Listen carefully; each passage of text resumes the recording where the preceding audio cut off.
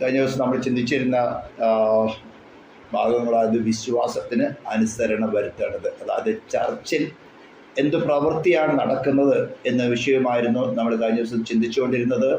യോഹന്നാന്റെ സുവിശേഷം 10-ാം അധ്യായത്തിൻ്റെ 1-2 വാക്യങ്ങൾ ഞാൻ വീണ്ടും വായിക്കുകയാണ്.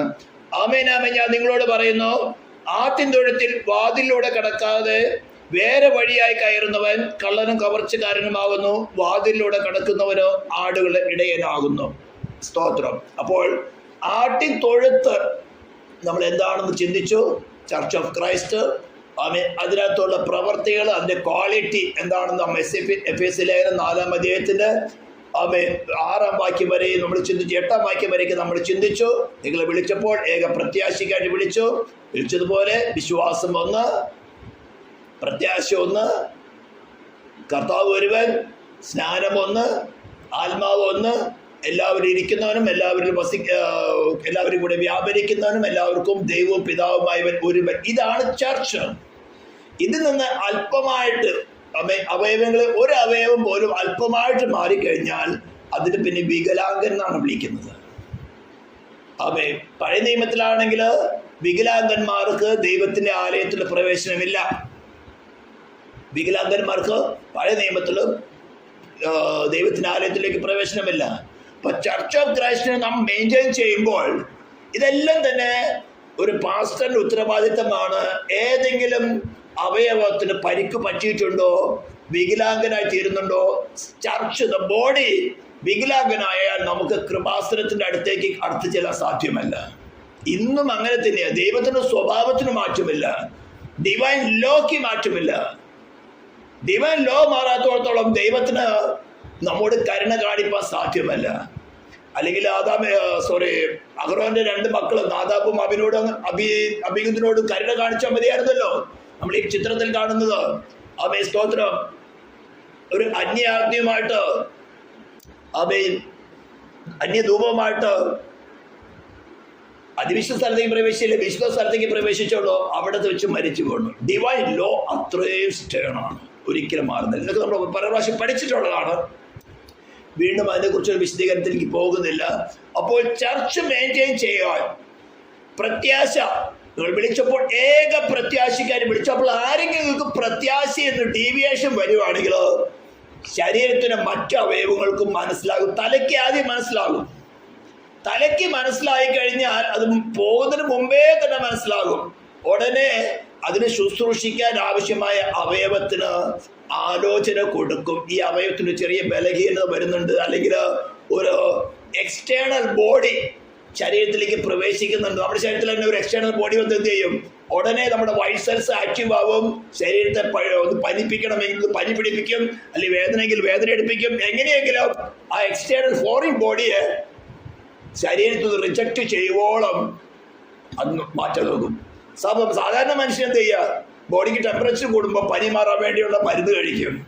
അതുകൊണ്ട് ആ ബോഡി അവിടെ ഇരിക്കുള്ളൂ. പിന്നെ അവിടെ ഇരുന്ന് രഹസ്യമായിട്ട് പ്രവർത്തികൾ ചെയ്യും. പക്ഷേ കർത്താവിൻ്റെ സഭയ്ക്കകത്ത് അങ്ങനെയല്ല. ബോഡിക്കകത്ത് ഒരു ഫോറിൻ ബോഡി പ്രവേശിച്ചാൽ ഉടനെ വൈറ്റ് സെൽസ്, അതായത് തലയിൽ നിന്ന് കമാൻഡ് വരും. ഉടനെ ഇംബാലൻസ് നടക്കും. ആത്മാവിനെ ശുശ്രൂഷിക്കുന്ന ദൈവദാസന്മാർക്കോ അല്ലെങ്കിൽ ചർച്ച അത് വളരെ വ്യക്തമായിട്ട് മനസ്സിലാകും. ആ ഫോറിൻ ബോഡിയെ എടുത്ത് കളഞ്ഞേ പറ്റുള്ളൂ. അതാണ് നമ്മളിത് പഠിക്കും. 2 കൊരിന്ത്യയിൽ പറഞ്ഞിരിക്കുന്നത്, ഞങ്ങളുടെ ആയുധങ്ങളോ ജഡികളല്ല, കോട്ടകൾ ഇടിപ്പാൻ ദൈവസന്നിധി ശക്തിയേറിയവ തന്നെ. നമുക്കത് അടുത്ത് വായിക്കാം. സ്തോത്രം.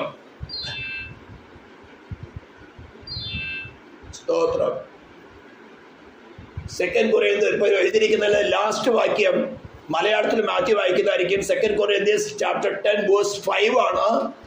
അത് കഴിഞ്ഞിട്ട് ഇംഗ്ലീഷിൽ മോളിയാൻറ്റി വായിക്കുന്നതായിരിക്കും. 2 കൊരിന്ത്യൻസ് ചാപ്റ്റർ 10 വേഴ്സ് 5 മലയാളത്തിൽ മാറ്റി വായിക്കുന്നതായിരിക്കും. അതിന്റെ 2 വാക്യം മേളിൽ വായിച്ചോ. ഞങ്ങളുടെ ആയുധങ്ങളോ പോരിന്റെ ആയുധങ്ങളോ ഞങ്ങൾ ജഡത്തിൽ സഞ്ചരിക്കുന്നവരെങ്കിലും ജനപ്രകാരം പോരാടുന്നില്ല. ഞങ്ങളുടെ പോരിന്റെ ആയുധങ്ങളോ ജഡികങ്ങളല്ല, ദൈവസന്നിധിയിൽ ശക്തിയുള്ളത്. ഞങ്ങൾ ജഡത്തിൽ സഞ്ചരിക്കുന്നു എന്ന് പൗലോസിനെ കുറിച്ച് പറയാ. ഫസ്റ്റ് കൊറിന്ത്യൻസിന്റെ ലെറ്റർ അറിയാമല്ലോ. ചർച്ചിനകത്ത് നല്ല പെർഫെക്റ്റ് ചർച്ചായിരുന്നു, ഒരു കൃപാവരത്തിനും കുറവില്ലാത്ത ചർച്ചായിരുന്നു. പക്ഷെ അതിനകത്ത് എന്താ, പിണക്കം വന്ന് കയറിയിരിക്കുന്നു, ഡിവിഷൻസ് വന്ന് കയറിയിരിക്കുന്നു. ചിലർ അപ്പോലോസിന്റെ പക്ഷക്കാര്, ചിലർ പത്രോസിന്റെ പക്ഷക്കാര്, ചിലർ കേഫാവിന്റെ പക്ഷക്കാര്, അപ്പോലോസിന്റെ പക്ഷക്കാര്, ചിലർ ക്രിസ്തുവിന്റെ പക്ഷക്കാരെന്ന് പറഞ്ഞ് ബോഡിക്കകത്തൊരു എന്ത് കടന്നു വന്നു, ഒരു ഫോറിൻ ബോഡി കടന്നു വന്നു. ഉടനെ ശരീരം ഇംബാലൻസ് ആവാൻ തുടങ്ങി. ആമേൻ. പൗലോസിന് അത് വെളിപ്പെട്ട് കിട്ടി. ആത്മാവിലല്ല വെളിപ്പെട്ടത്, മനുഷ്യൻ കൂടി തന്നെ വെളിപ്പെട്ട് കിട്ടിയ.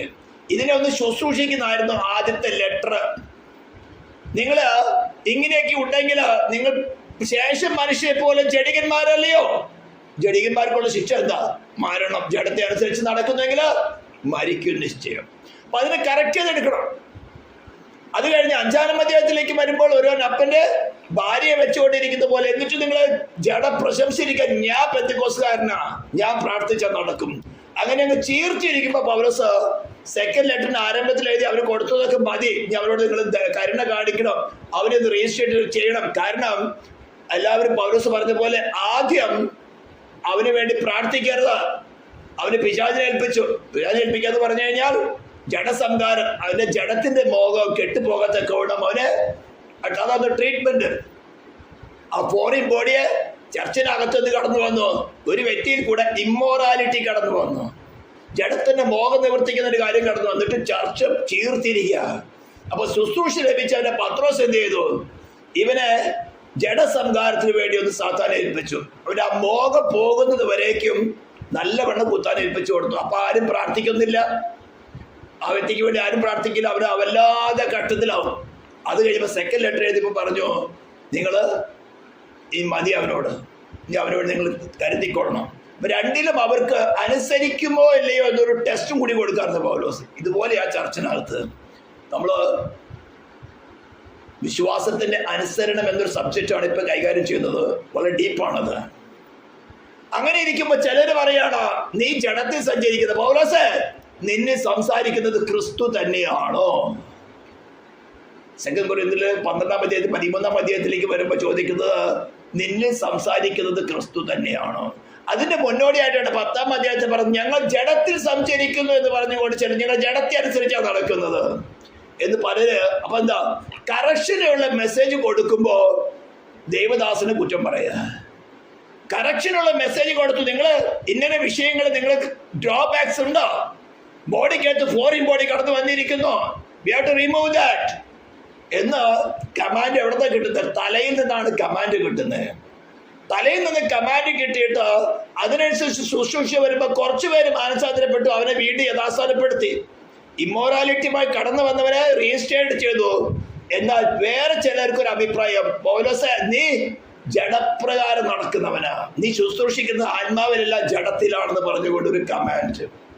ഇതിനാണ് പൗലോസ് ഇപ്പൊ നാം വായിച്ച വാക്യം 2 Corinthians chapter 10 verses 4 തുടങ്ങി 7 തുടങ്ങി നമ്മൾ വായിച്ചത്. അത് വീണ്ടും വായിച്ച മലയാളത്തില്, ഞങ്ങൾ ജഡത്തിൽ സഞ്ചരിക്കുന്നവരെങ്കിലും ജഡപ്രകാരം പോരാടുന്നത്. ഞങ്ങൾ ഫിസിക്കലായിട്ടുള്ള ആയുധങ്ങളല്ല പ്രയോഗിക്കുന്നത്.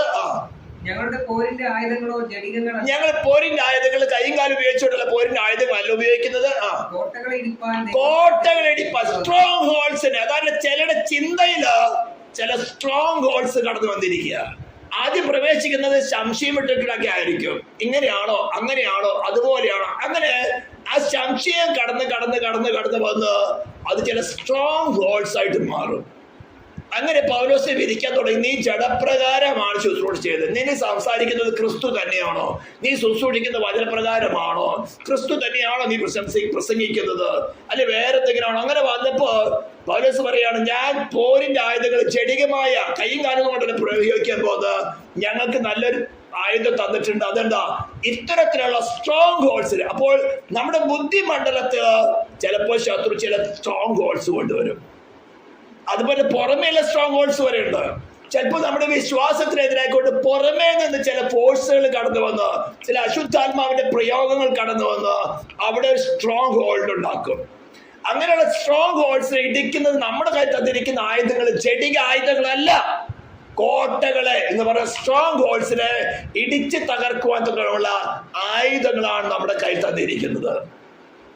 സ്തോത്രം. അപ്പോൾ ഞാൻ പറഞ്ഞു, ഒന്ന്, വിശ്വാസിയുടെ ചിന്താമണ്ഡലത്തിൽ തന്നെ ശുശ്രൂഷയ്ക്കെതിരായിട്ടുള്ള സ്ട്രോങ് വേർഡ്സ് കൊണ്ടുവരാം.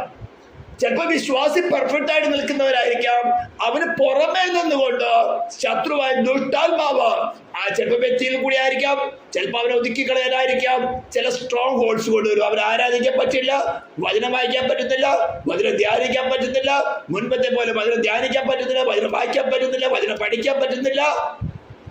ഇങ്ങനെയെല്ലാം മനസ്സിലാക്കുമ്പോൾ കാണാം എന്തോ സ്ട്രോങ് വേർഡ്സ് എന്നെ ഒതുക്കാൻ നോക്കുന്നുണ്ട്. ഇത് ആത്മാവിൽ ശുശ്രൂഷിക്കുന്ന ദൈവദാസന്മാർക്ക് കർത്താവ് വെളിപ്പെടുത്തി തരും. വെളിപ്പെടുത്തി തന്നാൽ ഇതുപോലുള്ള ശുശ്രൂഷയാണ് ഈ കോട്ടകൾ ഇടിപ്പാൻ തക്കവണ്ണം ദൈവസന്നിധി ശക്തിയേറിയ ആയുധങ്ങൾ എന്ന് പറയുന്നത്. ഹല്ലേലൂയ.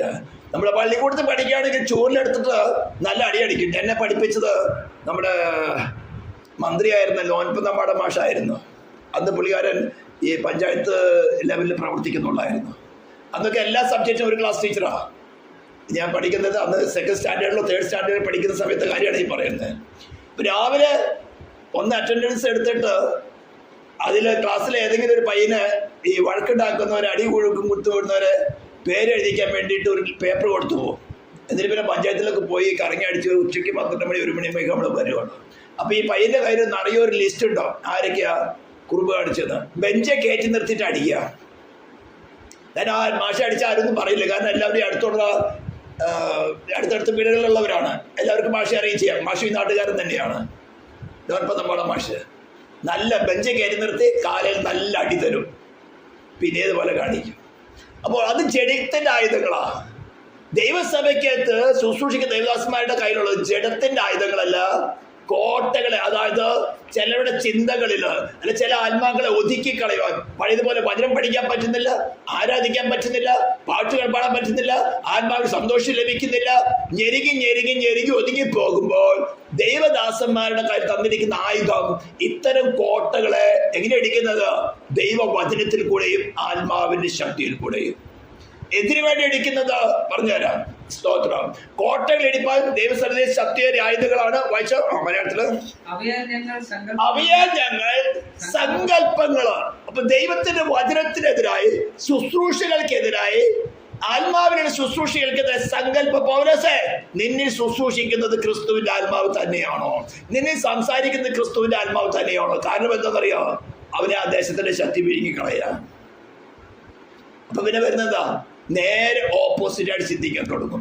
നന്മയ്ക്ക് തിന്മയെന്നും തിന്മയ്ക്ക് നന്മയെന്നും, വെളിച്ചത്തിന് ഇരുളെന്നും ഇരുളിന് വെളിച്ചമെന്നും, മധുരത്തിന് കയ്പെന്നും കയ്പിന് മധുരമെന്നും. യശയാപ്രവചനം 5-ാം അധ്യായത്തിന്റെ 20-ാം വാക്യമാണ് പറയുന്നത്.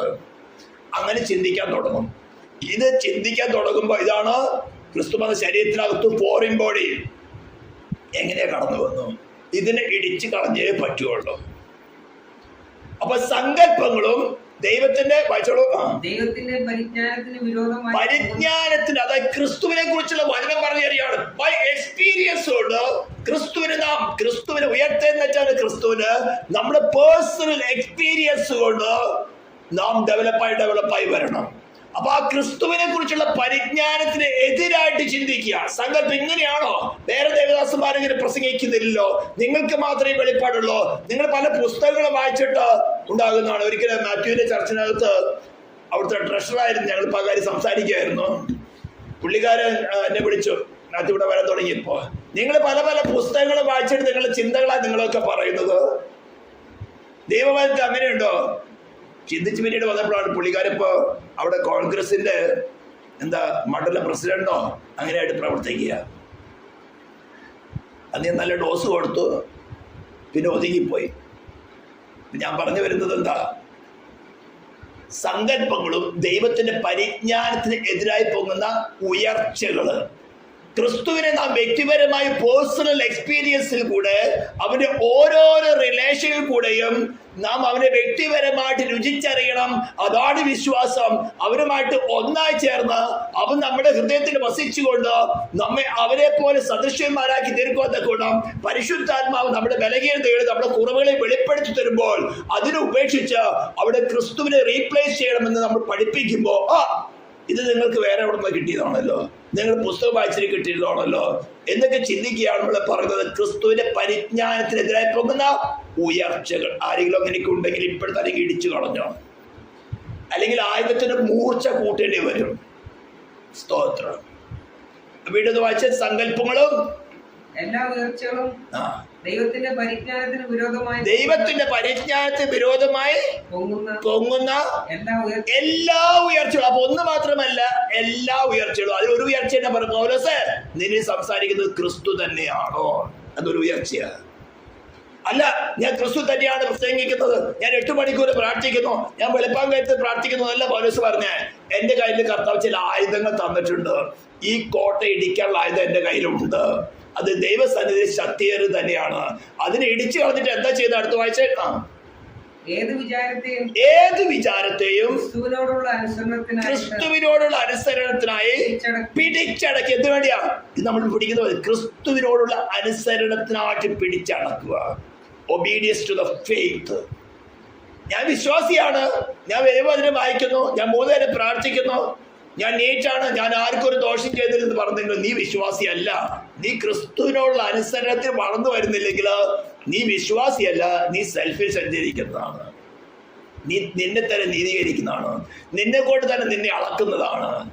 ഇതിൽ നിന്നൊക്കെ മാറി വ്യതിചലിച്ചു വരാ. അപ്പോൾ ക്രിസ്തുവിനോട് അനുസരണത്തിനായി പിടിച്ചടക്കി ഏത് വിചാരത്തെയും നിങ്ങളുടെ അനുസരണം തികഞ്ഞു വരുമ്പോൾ, നിങ്ങളുടെ അനുസരണം എവിടെ വരെ വരണം? തികഞ്ഞു വരണം. ഒബീഡിയൻസ് ടു ദ ഫെയ്ത്ത് തികഞ്ഞു വരണം. ഇംഗ്ലീഷിലൊന്ന് വായിച്ചോളൂ, മോളേന്റെ വായിച്ചോളൂ. The weapons of our warfare are not carnal, but mighty in God for pulling. അത് വേഴ്സ് 3 തുടങ്ങി വായിച്ചോളൂ. Verse 3 onwards.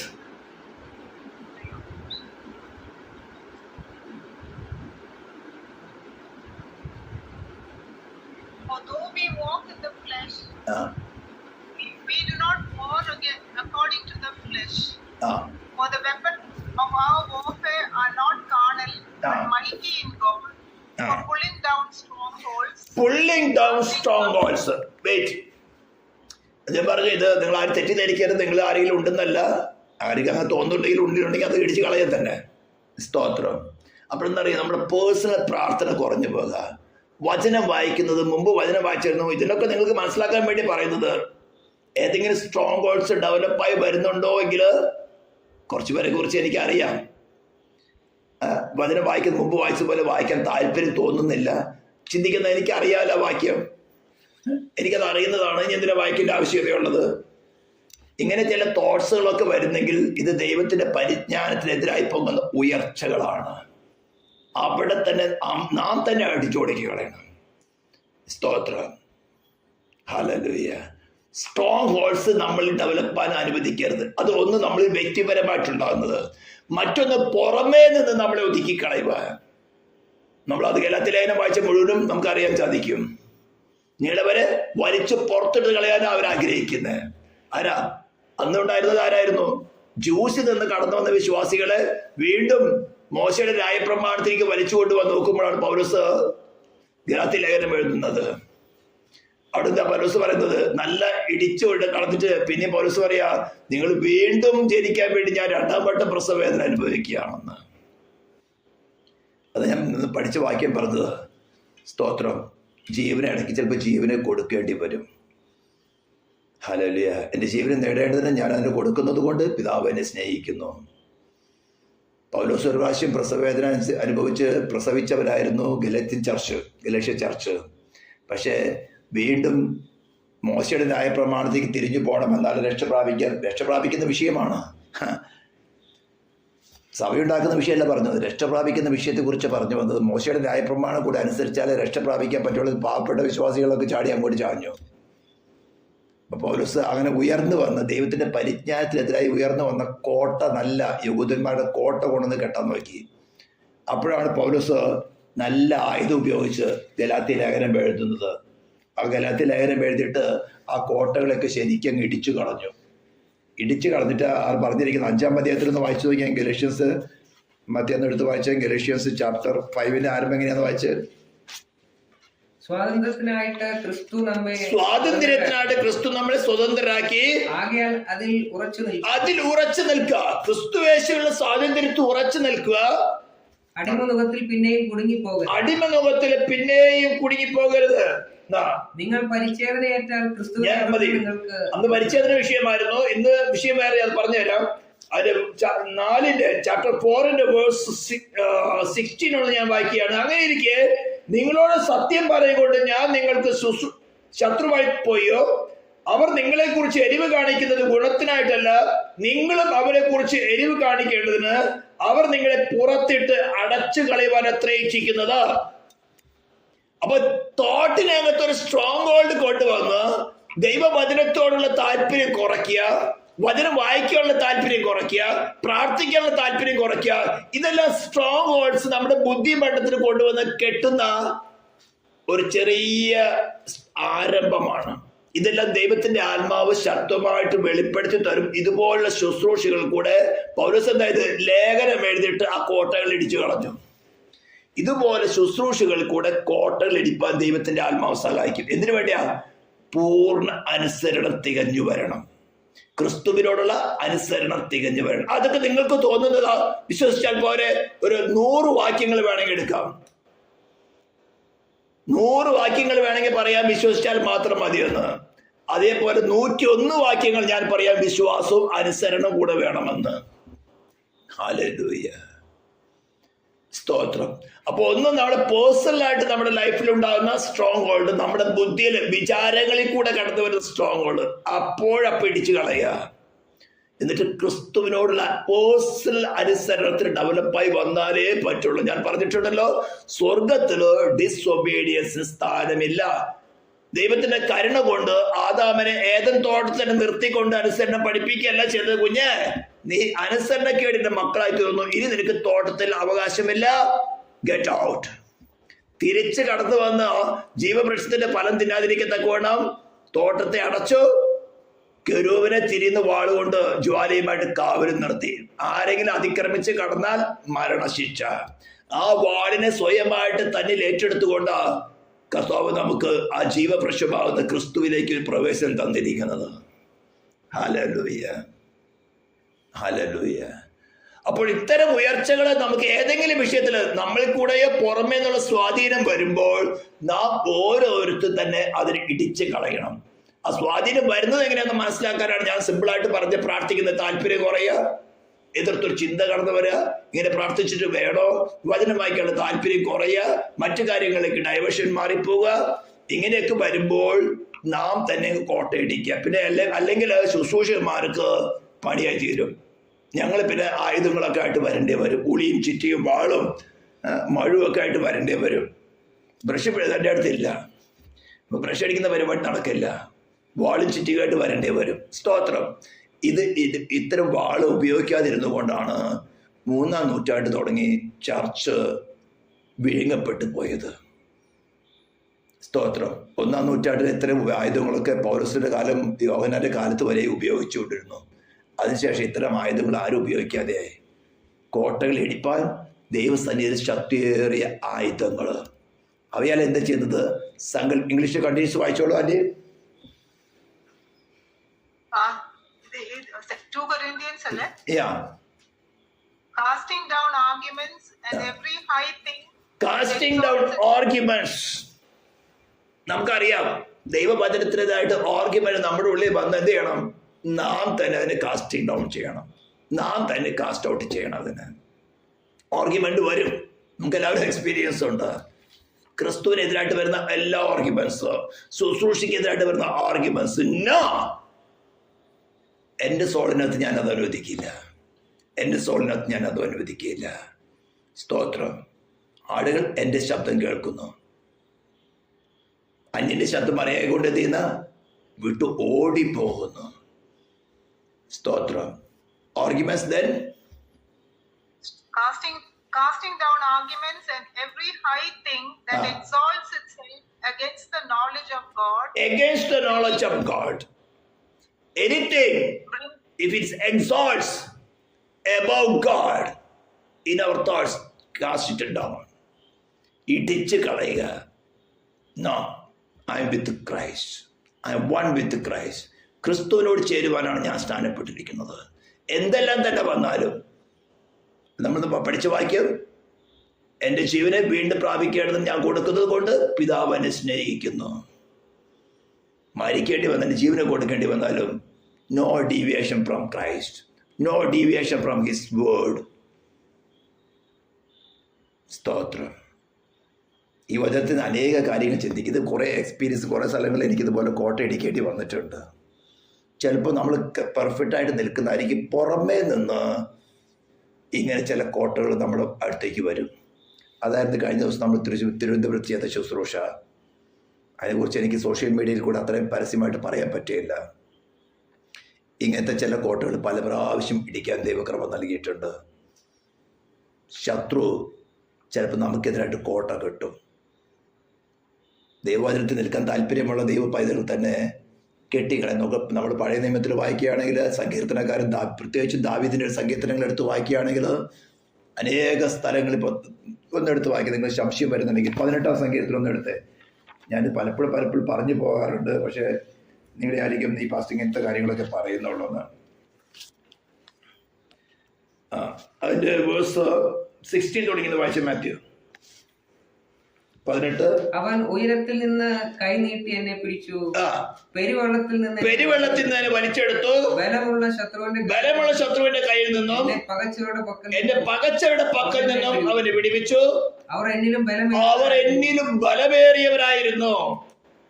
അപ്പോൾ ദൈവ പൈതൽ വിളിക്കപ്പെട്ട അഭിഷേകത്തിനായി ദാവീദ് പറയാണ്, അവർ എന്നിലും ബലമേറിയവരായിരുന്നു. ആബിയാരും ഇസ്രായേലിന് പരിക്കയിലെന്ന് പറഞ്ഞ് നടന്നുകൊണ്ട് കാര്യമില്ല. ശത്രു നമ്മളിൽ ബലമേറിയ ശത്രുക്കളുണ്ട്, നമ്മളിൽ ബലം കുറഞ്ഞ ശത്രുക്കളുണ്ട്. നമ്മളിൽ ബലമേറിയ ശത്രു വരുമ്പോൾ ബലത്തിൽ വലിയവനായ യഹോവയെ, ധന്യനായ ഏകാധിപതിയായവനെ നമ്മുടെ ഹൃദയത്തിൽ സ്വീകരിക്കണം. അപ്പോൾ ബലമുള്ള മറ്റു ബലങ്ങൾക്ക് പോയിക്കോളും. ആദിനും മന്ദിനും എന്ന റിലേഷൻ, ബലത്തിൽ വലിയ നാമമുള്ളവൻ എന്ന റിലേഷൻ, ഇതൊക്കെ നമ്മുടെ പേഴ്സണൽ ലൈഫിൽ എക്സ്പീരിയൻസ് ചെയ്യേണ്ട വിഷയങ്ങളാണ്. ഇതൊക്കെ എക്സ്പീരിയൻസ് ചെയ്ത് കഴിഞ്ഞാൽ വലിയ സന്തോഷം. പക്ഷേ ആ എക്സ്പീരിയൻസിന്റെ ട്രാക്കിൽ കൂടെ പോകുമ്പോൾ ഞെരുക്കമുള്ള വഴിയാണ്. അവിടെ നമ്മുടെ ബലഹീനതയെ വെളിപ്പെടുള്ളൂ, പേടിക്കാനൊന്നുമില്ല. നമ്മുടെ കഴിവ് കുറവുകൾ, ബലഹീനതകൾ, അവിശ്വാസങ്ങൾ, അല്പവിശ്വാസങ്ങൾ, ഇതൊക്കെ വെളിപ്പെടുമ്പോ കർത്താവ് എനിക്ക് മനസ്സിലായി, ഞാൻ ഇത്രയൊക്കെ ഉള്ളോ. എന്നിട്ട് ബലമേറിയ എന്റെ മുമ്പിൽ ഒരു ആസയുടെ മുമ്പില് കൂശ്യം കടന്നു വന്നപ്പോ ആസ എന്താ പറഞ്ഞ്, യഹോവേ ബലവാനും ബലഹീനും തമ്മില് വ്യവഹാരമുണ്ടപ്പോ നീ എല്ലാം സഹായിപ്പാൻ ആരുമില്ല. അത്രേ പ്രാർത്ഥിച്ചോളൂ. കൂശിനെ ആസയുടെ മുമ്പിൽ തോൽക്കുമാറാക്കി. 2 ദിനവൃത്താന്ത പുസ്തകം 2 Chronicles chapter 20 യഹോശാഫാത്തിനെതിരെ 3 രാജാക്കന്മാർ വലിയ ശക്തിയുമായിട്ട് കടന്നു വന്നു.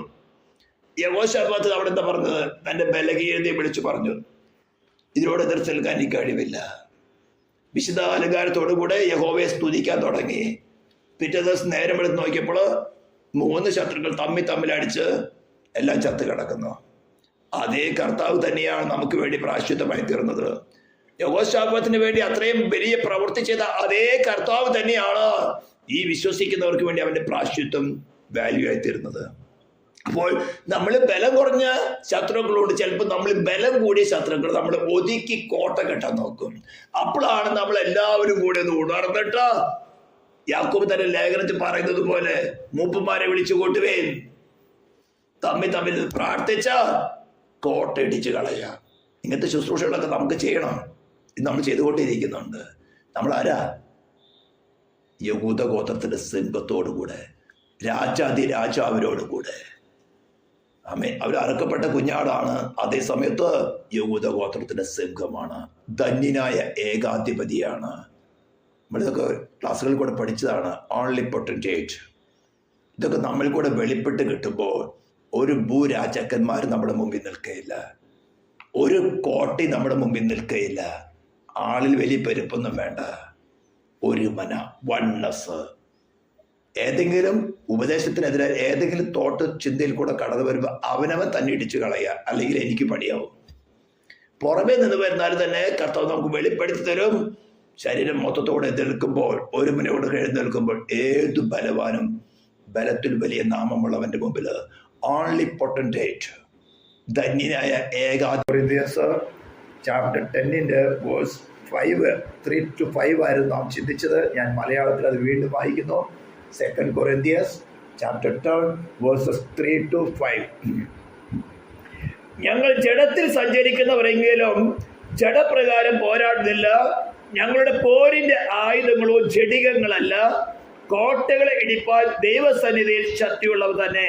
അവയാൽ ഞങ്ങൾ സങ്കല്പങ്ങളും ദൈവത്തിന്റെ പരിജ്ഞാനത്തിന് വിരോധമായി പൊങ്ങുന്ന എല്ലാ ഉയർച്ചയും ഇടിച്ചു കളഞ്ഞ് ഏത് വിചാരത്തെയും ക്രിസ്തുവിനോടുള്ള അനുസരണത്തിനായി പിടിച്ചടക്കി നിങ്ങളുടെ അനുസരണം തികഞ്ഞു വരുമ്പോൾ എല്ലാ അനുസരണക്കേടിനും പ്രതികാരം ചെയ്യുവാൻ ഒരുങ്ങിയിരിക്കുന്നു. നമുക്ക് പ്രാർത്ഥിക്കാൻ പരിശുദ്ധ തിരുമാതിരി സ്വർഗീയ പിതാവേ, തിരുനാമത്തെ വാഴ്ത്തുന്നു, ശ്രദ്ധിക്കുന്നു.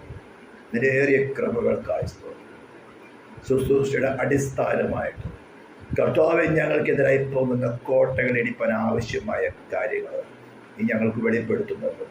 കർത്താവെ, ഇത് അനുഭവിച്ചറിയുക. വചനം പഠിക്കുന്നത് മാത്രമല്ല, ഈ തിരുവഴുത്ത് ഞങ്ങളുടെ ജീവിതത്തിൽ പ്രാഗൽഭ്യത്തിൽ വരുക. ആ പുനരുദ്ധാന ശക്തി ഞങ്ങളെ വ്യാപരിക്കുവാൻ കർത്താവിന് കൃപ തോന്നിയാണ്. ഞങ്ങളുടെ ബലഹീനതകൾ വെളിപ്പെടുത്തുമ്പോൾ ഞങ്ങൾ പതറിപ്പോകാതെ ക്രൂശിൽ നീ പ്രദർശിപ്പിച്ച ആ സ്നേഹത്തിൽ മാത്രം ആശ്രയിച്ചു, ഉയർത്തെന്ന് വെച്ചാൽ ക്രിസ്തുവിൽ മാത്രം ആശ്രയിച്ചുകൊണ്ട് ജയം പ്രാപിപ്പാൻ കർത്താവ് സഹായിച്ചാട്ടെ. പ്രാർത്ഥന കേട്ടതിനായി സ്തോത്രം. യേശു ക്രിസ്തുവിൻ്റെ നാമത്തിൽ തന്നെ ആമേൻ. സ്തോത്രം. നമുക്ക് വിവിധമായ കാര്യങ്ങളാണ് ഈ വിഷയത്തിൽ കൂടെ ചിന്തിക്കാനുള്ളത്. ഇന്നലെ ഞാൻ കുറച്ച് ഫാസ്റ്റായിട്ട് പോയി കോട്ടകൾ എന്തൊക്കെയാണെന്നൊരു വിശദീകരണമായിരുന്നു ഞാൻ അല്പമായിട്ട് തന്നത്. എന്നാൽ അതിനേക്കാൾ മുൻപ് ഇന്ന് കോട്ടകൾ ആവശ്യമുണ്ട്. എന്നാൽ മാത്രമേ കോട്ടകൾ ഇടിക്കുന്നത് എങ്ങനെയാണെന്ന് മനസ്സിലാവുള്ളൂ. അനേകർ ഈ കോട്ടകൾ ഇടിക്കാൻ ശ്രമിച്ചു നോക്കും, പക്ഷേ ഇടിയുന്ന അവരാ. കാരണം എന്തുകൊണ്ടാണെന്ന് ശരിക്കും മനസ്സിലാക്കി തരണം. സ്തോത്രം. അപ്പോൾ ഇതിൻ്റെ ബേസ് ഈ വചനം പോൾ എഴുതുവാനുള്ള കാരണം ഞാൻ പറഞ്ഞു തന്നു. പോൾ ചെയ്യുന്ന ശുശ്രൂഷ ജഡത്തിലാണെന്നുള്ളൊരു ചിന്താഗതി കൊരിന്ത്യ സഭയ്ക്കകത്ത് ചില വിരോധികൾ കടന്നു വന്നു. ശുശ്രൂഷയ്ക്ക് എതിരായിട്ട് പോകുന്ന ചില വിരോധികളിൽ പോൾ ചെയ്യുന്നതായി ശുശ്രൂഷ ആത്മാവിനാലല്ല, ക്രിസ്തുവിനാലല്ല, സ്തോത്രം, അവൻ്റെ ജഡത്താലാണെന്ന് ചിന്തിക്കുന്ന ഒരു ചിന്ത കടന്നു വന്നപ്പോൾ കൊരിന്ത്യ സഭയ്ക്ക് ലേഖനങ്ങളിൽ കൂടെ ശക്തിയേറിയ വാക്കുകൾ പിടിച്ചുകൊണ്ട് തന്നെ ശക്തിയേറിയ വാക്കുകളിൽ കൂടെ തന്നെ ആ കോട്ട ഇടിക്കാൻ ശ്രമിക്കുകയായിരുന്നു. സ്തോത്രം. കോട്ട ഇടിയും ചെയ്തു. ആമേൻ. സ്തോത്രം. അത് ഇന്നും വ്യാപരിക്കുന്നുണ്ട്. ഏതൊരു ശുശ്രൂഷയും ശുശ്രൂഷിക്കുന്നവന് വേണ്ടിയല്ല, ശുശ്രൂഷ ഏൽക്കുന്നവരുടെ ഗുണത്തിന് വേണ്ടിയായിട്ടാണ് ശുശ്രൂഷകരായിരിക്കുന്നത്. കർത്താവ് സഭയിലൊരു ശുശ്രൂഷകരെ ആക്കി വയ്ക്കുന്നതെങ്കിൽ ശുശ്രൂഷകൻ തന്നെയും താൻ ഉപദേശിക്കുന്ന ഉപദേശത്തെ കാത്തുകൊണ്ടിട്ടാണ്, ആ ഉപദേശത്തിൽ നിലനിന്നുകൊണ്ടാണ്, തന്നെ സൂക്ഷിച്ചുകൊണ്ടാണ് മറ്റുള്ളവരെ ശുശ്രൂഷിച്ച് മറ്റുള്ളവരെ സേവകനായിട്ട് നിന്നുകൊണ്ട് അവരെ കരം പിടിച്ച് ക്രിസ്തുവിനോട് നിരപ്പിക്കുവാൻ ശ്രമിക്കുന്നത്. അപ്പോൾ അതിനെതിരായി കൊണ്ടുവരുന്ന എല്ലാ ഉയർച്ചകളെയും, ഏത് വിചാരങ്ങളെയും സങ്കല്പങ്ങളെയും, അതെല്ലാം ഇമാജിനേഷനാണ്, ട്രൂത്ത് അല്ല. ഓരോരുത്തർക്കും ദൈവവചനം വായിക്കുമ്പോൾ ആത്മാവിലല്ലാതെ ഗ്രഹിക്കുന്ന പാരമ്പര്യമായ ഉപദേശങ്ങൾ, പാരമ്പര്യമായ പ്രസംഗങ്ങൾ, പാരമ്പര്യമായിട്ടുള്ള ജീവിത ശൈലികൾ, അല്ലെങ്കിൽ ഒരു സൊസൈറ്റിയുടെ ശൈലികൾ, ഇതെല്ലാം തന്നെ ഓരോരുത്തരുടെ ഹൃദയത്തിലുണ്ട്. പൂർണ്ണ വിശ്വാസത്തിൽ വരാത്ത ഏവരുടെ ഹൃദയത്തിൽ അവർ ജനിച്ചു വളർന്നതായിട്ടുള്ള പാരമ്പര്യത്തിൻ്റെതായിട്ടുള്ള ചില ശൈലികൾ, ചില ജീവിത ശൈലികൾ, അവരായിരുന്ന മതവിശ്വാസങ്ങളുടെ ശൈലികൾ, അല്പമൊക്കെ വചനം ഉള്ളതായിരിക്കാം.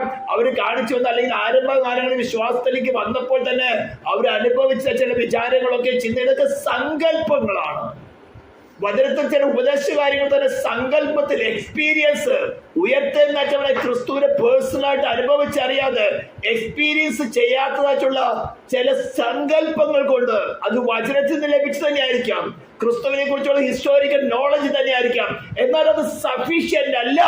നീ പേഴ്സണലായിട്ട് ക്രിസ്തുവിനെ നിന്റെ സോളിൽ അനുഭവിച്ചറിഞ്ഞ് നിന്നെ രക്ഷ പൂർത്തീകരിക്കാൻ പറ്റുള്ളൂ പറയുമ്പോൾ അതിന്റെ കാര്യമില്ല. ഞാൻ പിടിച്ചിരിക്കുന്ന കൊമ്പാണ് ശരി. ഞാൻ പിടിച്ച കൊമ്പിൽ മുയലിന് 4 ചെവിയുണ്ട്. നിങ്ങൾ പറയുന്ന ട്രൂത്ത് ഒന്ന് ശരി. ഞാൻ എൻ്റെ വിശ്വാസപാതയില് ഇതൊക്കെ ഞാൻ അനുഭവിച്ചറിഞ്ഞത്, ഞാൻ പ്രാർത്ഥിച്ച് നേടിയിട്ടുള്ളത്, ഞാൻ പ്രാർത്ഥിച്ച് മറ്റുള്ളവർ കൊന്നിട്ടുള്ളതാ, ഒതുക്കിയിട്ടുള്ളതാ എന്നൊക്കെ പലർക്കും ചിന്തിച്ചു പോകും. പോള് പറയുന്നത് കാര്യമൊക്കെ ശരിയാണ്. നീ അപ്പോലോസിന്റെ പക്ഷക്കാരനോ പൗലോസിന്റെ പക്ഷക്കാരനോ കുറെ ക്രിസ്തുവിന്റെ പക്ഷക്കാരനോ കേഫാവിന്റെ പക്ഷക്കാരനോ എന്നൊക്കെ പറഞ്ഞുകൊണ്ട് കാര്യമില്ല. ക്രിസ്തു നിന്നിൽ വസിക്കണമെങ്കിൽ നിന്റെ പ്രത്യാശ ഒന്നായിരിക്കണം, വിശ്വാസം ഒന്നായിരിക്കണം, ആത്മാവ് ഒന്നായിരിക്കണം. ആമേൻ. കർത്താവ് ഒരുവനായിരിക്കണം, സ്നാനം ഒന്നായിരിക്കണം, എല്ലാവർക്കും മേധയുള്ളവനും എല്ലാവരും ഇരിക്കുന്നവനും എല്ലാവരും കൂടെ വ്യാപരിക്കുന്നവനും ദൈവം പിതാവുമായവൻ ഒരുവനായിരിക്കണം. നീ ഇതല്ലെങ്കിൽ നീ ക്രിസ്തുവിനല്ല. സ്തോത്രം. അപ്പൊ ഇങ്ങനെ ചില ഉയർച്ചകൾ വന്നപ്പോ പൗലോസ് പറയാണ്, ഏത് വിചാരങ്ങളെയും ചിന്തകളെയും കോട്ടകൾ ഇടിച്ചു കളയുക. ഇത് ചർച്ചിനകത്തുണ്ടാകുന്ന ചില കോട്ടകളാ, നമ്മുടെ തോട്ടിൽ കൂടെ ശത്രു കൊണ്ടിടുന്ന ചില കോട്ടകളാ. ഞാൻ ഈ കോട്ടകളൊക്കെ പല പല ശുശ്രൂഷകളിൽ കൂടെയും ഇടിച്ചു കളഞ്ഞിട്ടുണ്ട്. ചിലതൊന്നും ഇടിച്ചു കളയാൻ നോക്കി അവര് കീഴ്പ്പെടുകയില്ല. അനേക ഉദാഹരണങ്ങളുണ്ട്, എനിക്കത് പബ്ലിക്കായിട്ട് പറയാൻ പറ്റില്ല. ചിലരുടെ ഉള്ളിലിരിക്കുന്ന കോട്ടകൾ അവർ ഇടിച്ചു കളയാൻ സമ്മതിക്കരുത്. ഞാൻ പിടിച്ചത് ശരി. ഞങ്ങളിവിടെ ഒരു തൃശ്ശൂർ ജില്ലയിൽ തന്നെ ഒരു സ്ഥലത്ത് ഒരു 20 മാസം ശുശ്രൂഷയ്ക്ക് പോയി. വെഡ്നസ്ഡേ ഒരു ക്ലാസ്, സാറ്റർഡേ ഒരു ക്ലാസ്, സൺഡേ ഒരു ആരാധന മീറ്റിംഗ്. 20 months. എപ്പോൾ പ്രസംഗിച്ചാലും ദൈവവചനം വരുന്നത് വീണ്ടും ജനനം പ്രാപിക്കണം, വീണ്ടും ജനനം പ്രാപിക്കണം. ആഴ്ചയിൽ 3 ശുശ്രൂഷകൾ, ഏകദേശം 20 months റിപ്പീറ്റഡ് ആയിട്ട് തന്നെ ഇതേ മെസ്സേജ്. എവിടെ നിന്ന് മെസ്സേജ് തുടങ്ങിയാലും മെസ്സേജ് കൺക്ലൂഷനിലേക്ക് വരുന്നത് വീണ്ടും ജനനം പ്രാപിക്കണം എന്നുള്ളതാണ്. ഇവര് കേട്ട് കേട്ട് മടുത്തു. കാരണം എന്താ? ഈ കേൾക്കുന്നവർ വീണ്ടും ജനനം പ്രാപിച്ചിട്ടില്ല. വീണ്ടും ജനനം പ്രാപിക്കാത്ത അങ്ങോട്ട് മുന്നോട്ട് എങ്ങനെ പോകാൻ സാധിക്കും? പ്രായശ്ചിത്തം നടന്നു കഴിഞ്ഞു. അത് ദൈവം പിതാവ ദൈവം പുത്രന ദൈവം തമ്മിലുള്ള കാര്യമാണ്. അടുത്ത സബ്ജക്റ്റ് കേൾക്കുന്നവന് അവൻ കർത്താവ് തമ്മിൽ നടക്കുന്ന ഒരു കാര്യമാണ്. കേൾക്കുന്നവന്റെ ഹൃദയത്തിൽ മാനസാന്തരമുണ്ടായി, അവന്റെ അൾട്ടിമേറ്റ് ഇന്റൻഷൻ മാറി ദൈവത്തോട് നിരപ്പാനുള്ള കാര്യം അവൻ ഏറ്റെടുത്തുകൊണ്ട് എന്റെ പഴയ കാര്യങ്ങൾ തെറ്റാണ്, എന്റെ വിശ്വാസം സഫീഷ്യന്റ് അല്ല, എന്നെ സേവ് ചെയ്ത വിശ്വാസമല്ല ഞാൻ മുറുകെ പിടിക്കുന്നത് എന്ന് മനസ്സിലാക്കി ഉയർത്തെന്ന് വെച്ചാൽ ക്രിസ്തുവിനെ കൈക്കൊള്ളാത്തോടത്തോളം അടുത്ത സ്റ്റെപ്പിലേക്ക് പരിശുദ്ധാത്മാവിൽ നിയന്ത്രിക്കപ്പെടുന്ന ഒരു ശുശ്രൂഷകന്റെ പരിശുദ്ധാത്മാവ് മുന്നോട്ട് വിടുകയില്ല. അത് കഴിഞ്ഞപ്പോൾ അവരിലിരിക്കുന്ന ദുഷ്ടാത്മാവിന്റെ ദർശനങ്ങൾ അവർക്ക് കൊടുക്കാൻ തുടങ്ങി. അവർ അത്ര നാൾ ദർശനത്തിലാണ് മുന്നോട്ട് പോയിക്കൊണ്ടിരുന്നത്. ആ ദർശനം എനിക്ക് ഓപ്പണായിട്ട് പറയാൻ പറ്റില്ല. അവസരം കാത്ത അവരോട് പറഞ്ഞു, അവിടുന്ന് മടക്കിക്കോ. 20 months ശുശ്രൂഷ കഴിഞ്ഞ് അവിടുന്ന് മടങ്ങിപ്പോയേണ്ടി വന്നു. ഇന്നിപ്പോ അവിടെ അങ്ങനെ ചർച്ചയില്ലാത്ത പോലെയായി. എന്താ? കോട്ടകൾ ഇടിപ്പാൻ ശക്തിയേറെ ആയുധങ്ങളൊക്കെ തന്നു. നമ്മൾ കോട്ടകൾ അടിക്കും, ദുഷ്ടാത്മാവിന്റെ കോട്ടകൾ അടിക്കും, അവിടെ ഹൃദയത്തെ സ്വതന്ത്രമാക്കി കൊടുക്കും. കൊടുത്തു കഴിഞ്ഞിട്ടും നിനക്ക് വിശ്വസിക്കാൻ ആവശ്യമായിട്ടുള്ള, ഇത് ചെറിയ വിഷയമല്ല, വാഴ്ചകള്, അധികാരങ്ങള്, ഈ ലോകത്തിന്റെ അന്ധകാരത്തിന്റെ അധിപതികള്, അവിശ്വാസികളുടെ ഹൃദയം കുരുടാക്കുന്ന ഈ ലോകത്തിന്റെ ശക്തികള്, ഇങ്ങനെ എല്ലാ ശക്തികളോടും പോരാടി അവ ആയുധവർഗം വെപ്പിച്ച് കേൾക്കുന്നവരുടെ ഹൃദയത്തെ കേൾക്കുന്ന വചനം സ്വീകരിപ്പാൻ താൻ കുറവുള്ളവരാണെന്നും മാനസാന്തരം ആവശ്യമാണെന്നും രക്ഷകനായ ക്രിസ്തുവിന്റെ ഹൃദയത്തിൽ വാഴ്വ സ്വീകരിക്കേണ്ട ആവശ്യമാണെന്ന് വെളിപ്പെടുത്തി കൊടുത്തിട്ടും അതിന് തയ്യാറാവുന്നില്ലെങ്കിൽ നീ സ്വതന്ത്ര മനുഷ്യന്റെ ഉടമയായതുകൊണ്ട് കർത്താവ് ശുശ്രൂഷകന്മാരോട് പറയും, മതിയാക്കിക്കോ. സ്തോത്രം. പിന്നെ അവരോട് ആര് ശുശ്രൂഷിച്ചിട്ടും ആരെന്തായാലും ശുശ്രൂഷിച്ചിട്ട് കാര്യമില്ല. പഴയ പാട്ടും പ്രാർത്ഥനയൊക്കെ ഉണ്ടാവും. ഇത് വിശ്വാസികളുടെ ഉള്ളിൽ നടക്കുന്ന ഒരു കോട്ട. ഇതിനെ കുറിച്ചുകൂടെ കുറച്ച് ഇന്നലെ പറഞ്ഞു. ഇതൊരു ദീർഘമായ കാര്യമാണ്. അടുത്തൊരു കോട്ടയാണ് പുറമേ നിന്ന് മുളയനെ നശിപ്പിക്കുന്ന ഒരു ശത്രു. അതാണ് യശയ്യാപ്രവചനത്തിൽ പറഞ്ഞിരിക്കുന്നത്. 53-ാം അധ്യായം നമ്മൾ എപ്പോഴും വായിക്കുന്നത്, ഇളയ തൈ പോലെയും വരണ്ട നിലത്തുനിന്ന് വേർ മുളയ്ക്കുന്നത് പോലെയും പറഞ്ഞു. ക്രിസ്തുവിനെ കുറിച്ച് പറഞ്ഞിരിക്കുന്നതാണ്. ഇളയ തൈ പോലെയും വരണ്ട നിലത്ത് നിന്ന് വേർ മുളയ്ക്കുന്നത് പോലെയും. ഇമ്പോസിബിൾ ആയിരിക്കുന്ന ഒരു കാര്യമാണ് വരണ്ട നിലത്ത് നിന്ന് വേര് മുളയ്ക്കുക എന്ന് പറഞ്ഞാൽ. ഇളയ തൈ എന്ന് പറഞ്ഞാൽ അതിനെ നുള്ളിക്കളയാൻ എളുപ്പമാണ്. പക്ഷെ ആരെ കുറിച്ചാണ് പറഞ്ഞിരിക്കുന്നത്? ക്രിസ്തുവിനെ കുറിച്ച്. അവൻ ഈ ഭൂമിയിലായിരുന്ന സമയത്ത് അങ്ങനെയായിരുന്നു നമുക്കറിയാം. കാരണം വെള്ളത്തിൽ അല്പം പോലും എന്താ ദൈവത്തിന്റെ പ്രവൃത്തിയെ ഭൂമിയിൽ കാണിക്കാൻ ഒരു വിധത്തിൽ പോലും പറ്റാതിരിക്കുന്ന കാലത്തായിരുന്നു.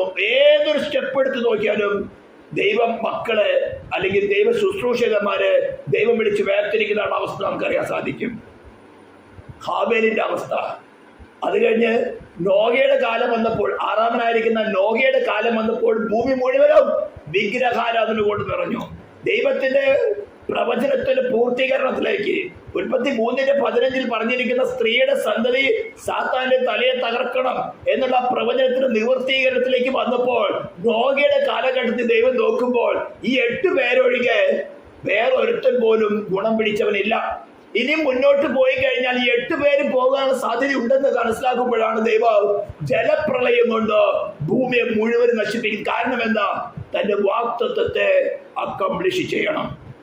സ്ത്രീയുടെ സന്തതിയായി ക്രിസ്തുവിനെ കൊണ്ടുവന്ന അമ്മയെ സാത്താന്റെ തലയെ തകർത്തുകൊണ്ട് മാനവജാതിക്ക് സാൽവേഷൻ, അനാവശ്യമായിരിക്കുന്ന അറ്റോൺമെന്റ് നടത്തണം. സ്തോത്രം. നോഹയും നോഹയുടെ കുടുംബത്തിലുള്ള അവരടക്കം 8 പേരെ ആമേൻ പെട്ടകത്തിലൂടെ കർത്താവ് സ്വാതന്ത്ര്യപ്പെടുത്തി. സ്തോത്രം. ജലപ്രളയമല്ല രക്ഷിച്ചത്, പെട്ടകമാണ് രക്ഷിച്ചത്. ആ പെട്ടകത്തിലേക്ക് പ്രവേശിക്കാൻ തക്കോടെ നോഹയുടെ കാലത്ത് ലോക നീതി പ്രസംഗിയായി ലോക പ്രസംഗിച്ചു പ്രസംഗിച്ചു പ്രസംഗിച്ചു എന്നാ പറഞ്ഞത്. കർത്താവ് തന്നെ അതിന് കോട്ട് ചെയ്ത് പറഞ്ഞിട്ടുണ്ട്, മനുഷ്യപുത്രന്റെ വരവെങ്കിൽ നോഹയുടെ കാലത്ത് പോലെ തന്നെ ഇരിക്കും. പ്രസംഗിക്കുന്നവര് പ്രസംഗിച്ചുകൊണ്ടേയിരിക്കും. നോഹ പ്രസംഗിച്ചു. ഒരു ദിവസം, 1 മാസം, 2 മാസം കൊണ്ടല്ല പെട്ടകം ഉണ്ടാക്കിയത്, മാസങ്ങൾ എടുത്തിരിക്കും. അത്രയും വലിയൊരു പെട്ടകം 1800-ലാണ് അമേരിക്ക അത്രയും സൈസിലുള്ള ഒരു ഷിപ്പ് ഉണ്ടാക്കുന്നത്. മോഡേൺ ടെക്നോളജി വന്നതിന് ശേഷം നോഹയുടെ കാലത്ത് ഏറിപ്പോയ ഇരുമ്പ് ആയുധങ്ങളുണ്ട്. ഒരു മോഡേൺ മെഷീനറി ഇല്ല, ഒരു ലിഫ്റ്റ് ഇല്ല, ക്രെയിൻ ഇല്ല. സഹായിപ്പാൻ കുറെ ആശാരിമാരുടെ കൂടെ ഉണ്ട്. അവർക്കൊന്നും വിശ്വാസമില്ല. അവരോടൊക്കെ ഇത് പണിയുന്ന സമയത്ത് പറഞ്ഞു, വലിയ ജലപ്രളയം വരാൻ പോവുകയാണ്, ദൈവത്തിന്റെ ന്യായവിധി വരാൻ പോവുകയാണ്. ഈ പണിത പെട്ടകം പണിയാൻ സഹായിച്ച ആശാരിമാര് പോലും പെട്ടകത്തിനൊന്നും കയറിയില്ല. കാരണം എന്താ? ന്യായവിധിയുടെ അടയാളങ്ങൾ കണ്ട് അവ എടുക്കേണ്ട വാണിംഗ് കിട്ടിയിട്ടും സ്വീകരിക്കില്ല, ഒരുങ്ങിയിരുന്നില്ല. ഇപ്പൊ നമ്മുടെ മുമ്പിൽ നടക്കുന്ന, ഇവിടെ വയനാട്ടിൽ നടക്കുന്ന പ്രശ്നങ്ങൾ, അതിന് ടോട്ടൽ ന്യൂസുകൾ കേൾക്കുമ്പോൾ തന്നെ അറിയുന്നത് ഏകദേശം ഒരു 2 മണി 3 മണി ആയപ്പോൾ തുടങ്ങി അതിന്റെ അവിടെ ഉണ്ടാകുന്ന ചെറിയ നദികളിൽ വെള്ളം കലങ്ങി വരാൻ തുടങ്ങി. ആ അന്തരീക്ഷത്തിന്റെ അനുഭവം കണ്ടപ്പോൾ തന്നെ 2019 അവിടെ ഇതേപോലെ ഒരു ലാൻഡ് സ്ലൈഡ് ഉണ്ടായിട്ടുള്ളതാണ്. അവർക്ക് അറിയാം. അവിടുത്തെ പരിചയമുള്ള ആൾക്കാർ പറഞ്ഞു, something is going to happen, എന്തോ സംഭവിക്കാൻ പോകുന്നുണ്ട്. ഒത്തിരി ആൾക്കാർ പറഞ്ഞു അവിടുത്തെ മാറിക്കോ. കുറെ പേര് മാറി. അയൽക്കാരുടെ പലരോട് പറഞ്ഞു മാറണം, മാറിക്കോ. സ്തോത്രം. വാണിംഗ് കേട്ടു. എന്നിട്ട് എന്താ? കരുതിയിരുന്നില്ല. ലാൻഡ് സ്ലൈഡ് നടന്നു. ഏകദേശം 10-500 പേരോളം പോയി. ഇപ്പോഴും കണക്ക് വന്നിട്ടില്ല. എത്ര കുടുംബങ്ങൾ പോയി. എന്തുകൊണ്ടാ? വാണി കിട്ടിയിട്ടും ഒരുങ്ങിയിരുന്നില്ല. വാണി കേട്ടനുസരിച്ചുകൊണ്ട് പ്രവർത്തിച്ചില്ല. അവർക്ക് എക്സ്പീരിയൻസ് ഉള്ളതാ.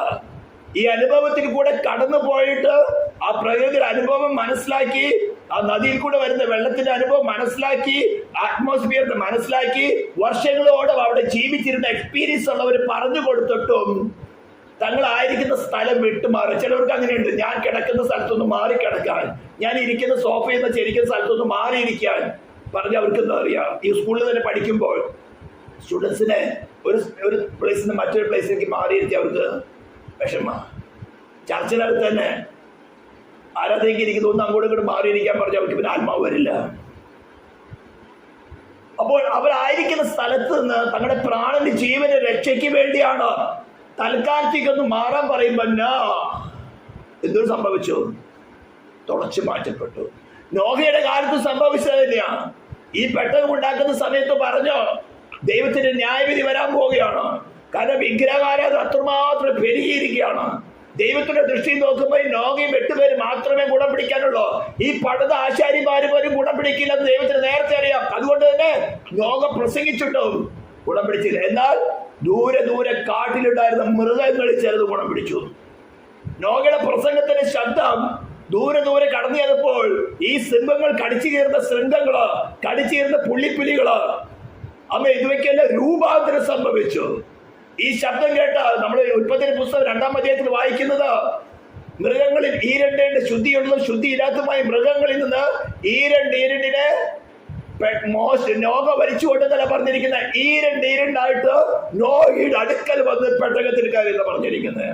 അപ്പൊ ആരാണ് ഇത്ര ക്രൂരമായ സിംഹങ്ങളെയും കടുവ, പുള്ളിപ്പുലി, ലപ്പേഡ്, ടൈഗർ ഇതുപോലെയുള്ളതൊക്കെ ഇതിലേക്ക് കൊണ്ടുവന്നത്? അതാണ് ആ വചനത്തിന്റെ ശക്തി. വചനം കേട്ടെടുത്ത് രൂപാന്തരം സംഭവിച്ചു. കേട്ട മൃഗങ്ങൾക്ക് രൂപാന്തരം സംഭവിച്ചു, കേട്ട മനുഷ്യനോ ഇതൊക്കെ ഇവര് പറയുന്നതാ. ഇതാ വയനാട്ടിലുണ്ടായ, അതൊക്കെ ഞങ്ങൾ കണ്ടിട്ടുള്ളതാ. വരുമ്പോ നോക്കാൻ പറ്റിയോ? 2 നില ബിൽഡിങ്ങുകൾ പോലും വെള്ളത്തിനകത്ത് സ്ക്രോൾ ചെയ്ത് പോകുന്നത് കണ്ടായിരുന്നു. ഇതിനേക്കാളും ഘോരമായിരിക്കും കർത്താവിന്റെ വരവിക്ക് നടക്കാൻ പോകുന്നത്. നീതി പ്രസംഗികള് കേൾക്കുന്നവരുടെ രൂപാന്തരത്തിന് വേണ്ടി പ്രസംഗിച്ചുകൊണ്ടിരിക്കുക. അതൊക്കെ നിങ്ങൾക്ക് തോന്നല. ഇതൊക്കെ തങ്ങളെ കൊണ്ട് തന്നെ തങ്ങളെ അളന്നുകൊണ്ടിരിക്കും. ഞാൻ റൈറ്റാ, നീ പ്രസംഗിക്കുന്ന നീയാ രൂപാന്തരപ്പെടേണ്ടത്. ഇതൊക്കെ കോട്ടകളാ. ഈ വയനാട്ടിൽ സംഭവിച്ചു തന്നെ. അവര് പിടിച്ചിരുന്ന കോട്ടയെ ഒന്നും സംഭവിക്കില്ല. ആകാശത്തിന്റെ ലക്ഷണങ്ങൾ കണ്ടു, എക്സ്പീരിയൻസ് ഉള്ളവര്, അനുഭവിച്ചുള്ളവര് വാണിംഗ് കൊടുത്തു. എന്തോ സംഭവിക്കാൻ പോകുന്നുണ്ട്, തൽക്കാലത്തേക്ക് ഇവിടെ മാറുക. അവര് മാറി കാണിച്ചു കൊടുത്തു. ഞങ്ങൾ മാറുകയാണോ? മാറി കാണിച്ചു കൊടുത്തു. എന്നിട്ടും മാറാൻ മടിയില്ലാത്തവരെന്ത് ചെയ്തു? ഒരിച്ചു പോകേണ്ടി വന്നു. ഇതേപോലെ തന്നെ നോഹയുടെ സമയത്ത് സംഭവിച്ചത്. അത് തന്നെയാ കർത്താവ് പറഞ്ഞ, നോഹയുടെ കാലത്ത് സംഭവിച്ചതുപോലെ തന്നെ മനുഷ്യപുത്രന്റെ കാലത്ത് സംഭവിക്കും. പ്രസംഗിക്കാൻ ശുശ്രൂഷകന്മാരെ ദൈവം ഏൽപ്പിക്കും, ശുശ്രൂഷകൾ എടുത്തുകൊണ്ടിരിക്കും. പക്ഷെ കേൾക്കുന്നവർക്ക് തങ്ങളായിരിക്കുന്ന പൊസിഷനിൽ നിന്ന് മാറുവാൻ മടിയാണ്. ഇനി ഇസ്രായേൽ മക്കളുടെ പ്രയാണങ്ങൾ, എക്സോഡസിന്റെ സമയത്ത് ഒരു കാഹളം ഉണ്ടാക്കണം. 2 കാഹളം അടിപ്പ് പണിയായി വെള്ളി കൊണ്ട് കാഹളം ഉണ്ടാക്കണം. 1ാമത്തെ കാഹളം ഊതുമ്പോൾ സഭയെ സമാഗമന കൂടാരത്തിന് മുമ്പിലേക്ക് കൂട്ടി വരുത്തണം. ഫസ്റ്റ് കാഹളം എന്ന് പറയുന്നത് സുവിശേഷത്തെ റെപ്രസെന്റ് ചെയ്യുന്നതാണ്. കാഹളം പോലെ തന്നെ ശബ്ദമുയർത്തി എന്റെ ജനത്തിന് അവരുടെ അകൃത്യത്തെ ലംഘനത്തെ വിളിച്ചു പറയുക, കേട്ട് മാനസാന്തരപ്പെടുന്നു. അപ്പോൾ അന്ന് സമാഗമന കൂടാരത്തിന്റെ ടാബർനാക്കിളിന്റെ ചുറ്റുപാടുമാണ് ഓരോരോ സൈഡിന്റെ 3 ഗോത്രങ്ങള്, ഓരോരോ കുടുംബങ്ങള് ഓരോ സെപ്പറേറ്റ് ടെന്റ് അടിച്ചുകൊണ്ട് താമസിക്കുന്നത്. സ്തോത്രം. അവർക്ക് അറിയാം, സമാഗമന കൂടാരത്തിന്റെ മേളില് മേഘം നിൽക്കുമ്പോൾ അവർക്ക് അറിയാം യഹോവയുടെ പ്രസൻസ് അവിടെയുണ്ട്. അവര് ഫിസിക്കലായിട്ടുള്ള കണ്ണുകൾ കൊണ്ട് കാണുകയാണ്. ഇതെല്ലാം നമുക്ക് വേണ്ടി നിഴലുകളായിട്ട് ദൈവം പറഞ്ഞത്. മോശയോട് ദൈവം പറയാണ്, ആദ്യത്തെ കാഹളം ഊതുക. മേഘം സമാഗമന കൂടാരത്തിൽ നിന്ന് ഉയരുമ്പോൾ അവർക്കറിയാം യാത്ര പുറപ്പെടുവാനുള്ള സമയമായി. അപ്പോൾ 1ാമത്തെ കാഹളം ഊതുമ്പോൾ ഓരോ വീട്ടുകാരും താന്താന്റെ കൂടാരത്തിന്റെ കുറ്റികളെ അഴിച്ച് അതിന്റെ തിരശ്ശീലകളെ മടക്കി യാത്ര പുറപ്പെടാൻ ഒരുക്കത്തോടുകൂടെ തയ്യാറെടുത്തുകൊണ്ട് എവിടെ വരണം? സമാഗമന കൂടാരത്തിന്റെ മുമ്പിൽ വരണം. സ്തോത്രം. വരാതെ അവിടെ നിൽക്കുന്ന കുറച്ചാളും കഴിഞ്ഞിട്ട് വേഗം കുറച്ച് ദിവസം കൂടി കഴിഞ്ഞിട്ട് മാറുകയുള്ളൂ. കുറച്ച് നാളും കഴിഞ്ഞിട്ട് കുറച്ചുകൂടിയും കാര്യങ്ങളൊക്കെ നടന്നു കഴിഞ്ഞിട്ട് പിന്നെ വലിയ കാലം ഊതാൻ പോണ നേരത്ത് നമുക്ക് ഒരുങ്ങാൻ തുടങ്ങാം. ഇപ്പൊ വയനാട്ടിൽ സംഭവിച്ചതാ. വരുന്ന സമയത്ത് നമുക്ക് നോക്കാം. മുമ്പേ അടയാളങ്ങൾ കണ്ടു, എക്സ്പീരിയൻസ് ഉള്ളവർ പറഞ്ഞു കൊടുത്തു. പിടിച്ചെന്നവരെന്തേ രാത്രി 1 മണിക്ക് നല്ല ഡീപ് സ്ലീപ്പ് എടുക്കുന്ന സമയത്തായിരുന്നു പൊട്ടി പുറപ്പെട്ടത്. ഇതേപോലെ പ്രതീക്ഷിക്കാത്ത സമയത്തായിരിക്കും, കള്ളനെ പോലെ ആയിരിക്കും മനുഷ്യപുത്രന്റെ വരവ് നടക്കുന്നത്. നിലയ്ക്കാത്ത നാളിലായിരിക്കും നടക്കുന്നത്. കേട്ട് ഒരുങ്ങിയിരുന്നാൽ സമാഗമന കൂടാരം എന്ന് പറഞ്ഞാൽ ടെന്റ് ഓഫ് മീറ്റിംഗ് പ്ലേസ്, അതിപരിശുദ്ധനായ ദൈവവും ജനവും അതിനിടയ്ക്ക് നിൽക്കുന്ന മീഡിയേറ്റർ ആയിരിക്കുന്ന മോശ. ഇന്ന് മീഡിയേറ്റർ ക്രിസ്തുവാണ്.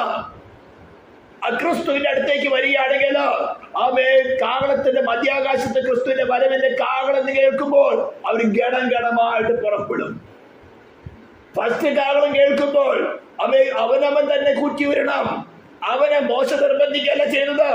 മോശ അവരുടെ വീടുകളിൽ ചെന്നുകൊണ്ട് അവരവരുടെ കുറ്റി ഊരല്ല. 30 ലക്ഷം ആൾക്കാരാണ്, ഏകദേശം 32 ലക്ഷം ആൾക്കാരാണ് ഈ സമാഗമന കൂടാരത്തിന് ചുറ്റും താമസിക്കുന്നത്.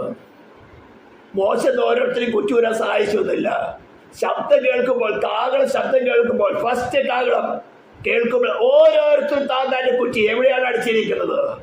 ഏത് ഡിനോമിനേഷനിലാണ് അടിച്ചിരിക്കുന്നത്? ഏത് വ്യക്തി താല്പര്യങ്ങളാണ് പുലർത്തുന്നത്? ഏത് മനുഷ്യ താല്പര്യങ്ങളാണ് പുലർത്തുന്നത്? അതിന്റെ എല്ലാം കുറ്റിയെ വലിച്ചൂരി ഏതെല്ലാം അത്തിരിയുടെ പുറകില് അത്തിയിലയുടെ പുറകിലാണ് ഒളിച്ചിരിക്കുന്നത്. ഏതെല്ലാം സെൽഫ് ഡിസയേഴ്സിന്റെ പുറകിലാണ് ഒളിച്ചിരിക്കുന്നത്. ഏതെല്ലാം സെൽഫ് റൈഷ്യസിന്റെ പുറകിലാണ് ഒളിച്ചിരിക്കുന്നത്. ഇതിലേക്ക് വലിച്ചു കീറി കാകളനാഥ ശബ്ദം കേൾക്കുന്നിടത്ത് സമാഗമന കൂടാരത്തിന് മുമ്പിൽ നിന്നാണ് പുരോഹിതന്മാർ കാകള ബോധുന്നത്. ജീവനുള്ള ദൈവത്തിന്റെ ആലയമാകുന്ന സഭയിൽ നിന്നാണ് കാകള ബോധുന്നത്. അവിടെ എന്റെ കൂടാരം നിൽക്കട്ടെ, കുറച്ച് കഴിയട്ടെ, കുറച്ച് മാസങ്ങളിൽ കൂടെ കഴിയട്ടെ, ഇവരൊക്കെ തോന്നുന്നതാണ് മേഘം പൊങ്ങുന്നത് കാണട്ടെ. മേഘം പൊങ്ങി കഴിയുമ്പോൾ നമുക്ക് മൂവ് ചെയ്യാം. അതപ്പോ വയനാട് സംഭവിച്ചത്. ഹല്ലേലൂയ. സമാഗമന കൂടാരത്തിന്റെ മുമ്പിൽ വരുന്നവർ ഗംഭീര ധ്വനിയെന്ന് കാകള് പോതുമ്പോൾ ഗണം ഗണമായിട്ട് പുറപ്പെടും. ആദ്യം പോലെ ക്രിസ്തു, പിന്നെ ക്രിസ്തുവിനുള്ളവർ. എല്ലാ ക്രിസ്ത്യത്തിലുള്ള ക്രിസ്തുവിന്റെ നാമം വിളിച്ചപേക്ഷിക്കുന്ന ഏവൻ രക്ഷിക്കപ്പെടുമെന്നല്ല പറഞ്ഞിരിക്കുന്നത്. പിന്നെ ക്രിസ്തുവിനുള്ളവർ, those who belong to Christ Jesus, അവർ മാത്രമേ കാകള് നാം കേൾക്കുകയുള്ളൂ. അവർ താന്താര നിരയിലാണ് പുറപ്പെടുന്നത്. ആദ്യം കിഴക്കേ പാളയം പുറപ്പെടണം. യഹൂദ ഗോത്രത്തിന്റെ കീഴിലുള്ള കിഴക്കേ 3 ഗോത്രങ്ങളാണ്. അവര് പുറപ്പെടണം. രണ്ടാമത്തെ കാകള് ഓതുമ്പോൾ, മൂന്നാമത്തെ കാകള് ഓതുമ്പോൾ, നാലാമത്തെ കാകള് ഓതുമ്പോൾ അങ്ങനെ ഗണം ഗണമായിട്ട് പുറപ്പെടുന്നത് പോലെ ആദ്യഫലമായി ക്രിസ്തു ഉയർത്തുന്നിട്ടു. പിന്നെ ക്രിസ്തുവിനുള്ളവർ അവന്റെ വരവെങ്കിൽ ഓരോരുത്തരും താന്താര നിരയിൽ അത്രേ. ഇത് ഞങ്ങളിങ്ങനെ കാകള് മൂതിക്കൊണ്ടേയിരിക്കും.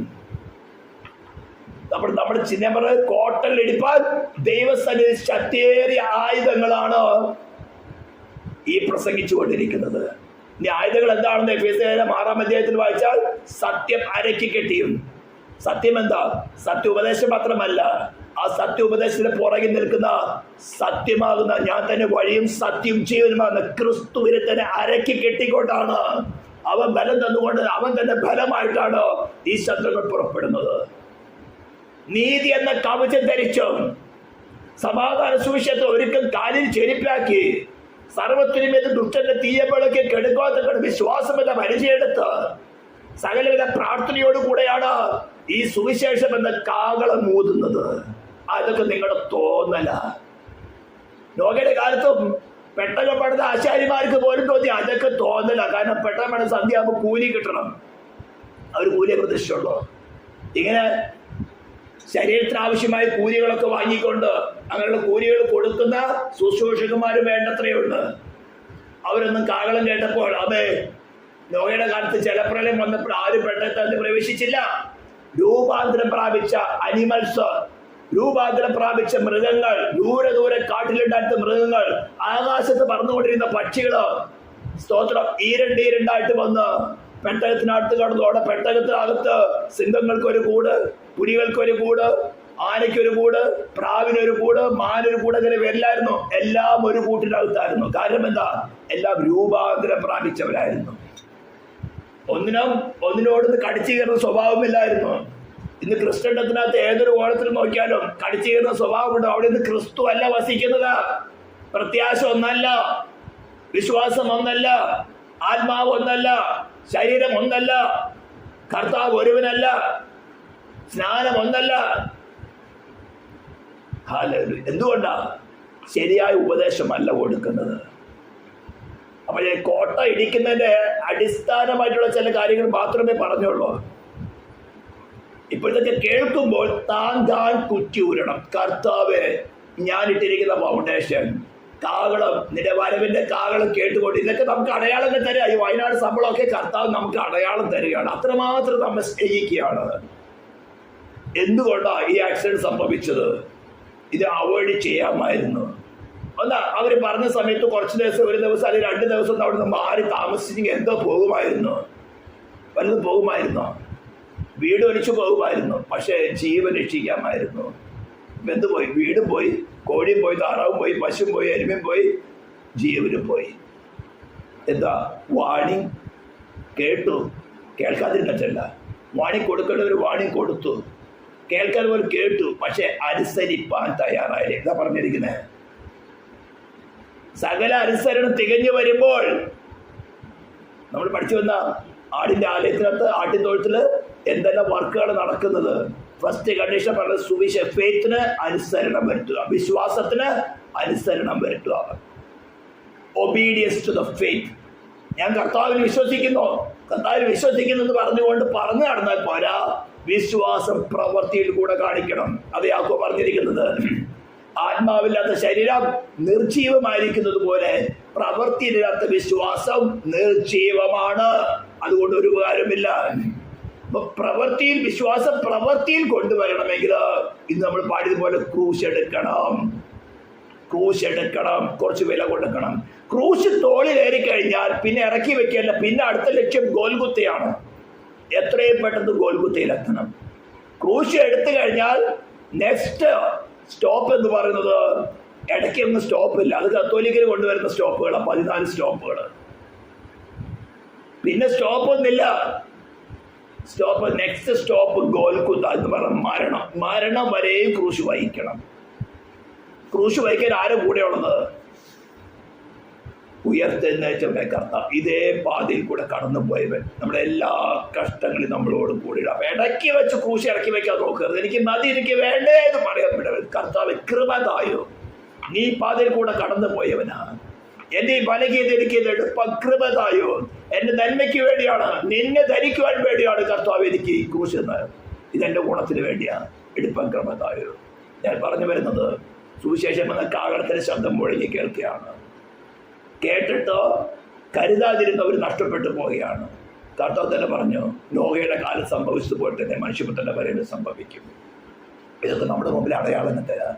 അപ്പോൾ നിങ്ങൾ പറയും, പാസ്റ്റർമാർക്ക് ഇതാ പണി, എന്തെങ്കിലും ഒരു നാച്ചുറൽ കലാമിറ്റീസ് ഉണ്ടാകണമെങ്കിൽ അതിനെ വെച്ചുകൊണ്ട് 2 പ്രസംഗം ഉണ്ടാകും. ഇതൊക്കെ കർത്താവത്തിന് നമുക്ക് അടയാളങ്ങൾ തരിക. സ്തോത്രം. ആ ക്രൂശിൻ്റെ നേരിലേക്ക്, ആ യാഗപീഠത്തിലേക്ക് തന്നെ നമ്മൾ ചേർത്ത് വയ്ക്കുക. നാം കോടി വർഷങ്ങൾ നിത്യ നരകത്തിൽ വെന്തെറിയുന്നതിനേക്കാൾ, നിത്യാഗ്നിയിൽ വെന്തെറിയുന്നതിനേക്കാൾ, നമ്മുടെ സോളിൻ്റെ എല്ലാ കേപ്പബിലിറ്റീസോടും കൂടെ, നമ്മുടെ മെൻ്റൽ ആക്ടിവിറ്റീസിൻ്റെ എല്ലാ കേപ്പബിലിറ്റീസോടും കൂടെ ആ നരകത്തിൽ വെന്തെറിയുന്നതിനേക്കാളും തൻ്റെ പുത്രൻ, തന്നോടുകൂടെ സൃഷ്ടിതാവായിരുന്നവൻ, തന്നോടുകൂടെ തന്നെ പ്രമോദത്തിൽ വസിച്ചിരുന്നവൻ അല്പസമയം വെന്തെറിയുന്നത് നമുക്ക് വേണ്ടി നല്ലതെന്ന് കണ്ട ദൈവസ്നേഹമാണ് ക്രൂശിൽ പ്രദർശിപ്പിച്ചത്. അതിനു മുമ്പ് നമ്മെ തന്നെ താഴ്ത്താം. ഈ വചനം നമ്മുടെ ഹൃദയത്തെ സ്വീകരിക്കാം. കർത്താവ് നമ്മളെ സഹായിക്കട്ടെ. നമുക്ക് പ്രാർത്ഥിക്കാം. പരിശുദ്ധമായ ദൈവമേ, സ്വർഗീയ പിതാവേ, നീ കേൾപ്പിച്ച വചനങ്ങൾക്കായ സ്തോത്രം. കർത്താവെ, നീ കാഹളങ്ങൾ കർത്താവ് ഞങ്ങളുടെ മുമ്പിൽ വീട്ടിൽ കേൾക്കുമ്പോൾ ഞങ്ങളായിരിക്കുന്ന അവസ്ഥയിൽ തന്നെ കർത്താവെ, അതിലൊക്കെ ഞങ്ങൾ വിട്ടുതിരിഞ്ഞ് നിന്റെ ശബ്ദം കേൾക്കുന്നിടത്ത് വരുവാൻ ഞങ്ങളെ സഹായിക്കാറ്. നിന്റെ വരവിൻ്റെ കാഹളം കേൾക്കുമ്പോൾ കർത്താവ്, ആ ഗംഭീര ധ്വനിയായ കാഹളം കേൾക്കുമ്പോൾ നിന്നോട് കൂടെ ഒന്നായി ചേർന്ന് വെളിപ്പെടുമ്പോൾ കർത്താവ് ഇപ്പോൾ തന്നെ നിന്നോട് കൂടെ ഒന്നായി ചേരുവാൻ തക്കവണ്ണം ഈ ശബ്ദം കേൾക്കുന്ന ഏവരെയും സഹായിക്കുമാറാകണം പ്രാർത്ഥിക്കുന്നു. പ്രാർത്ഥന കേട്ടതായ സ്തോത്രം യേശു ക്രിസ്തുവിൻ്റെ നാമത്തിൽ തന്നെ. ആമേൻ.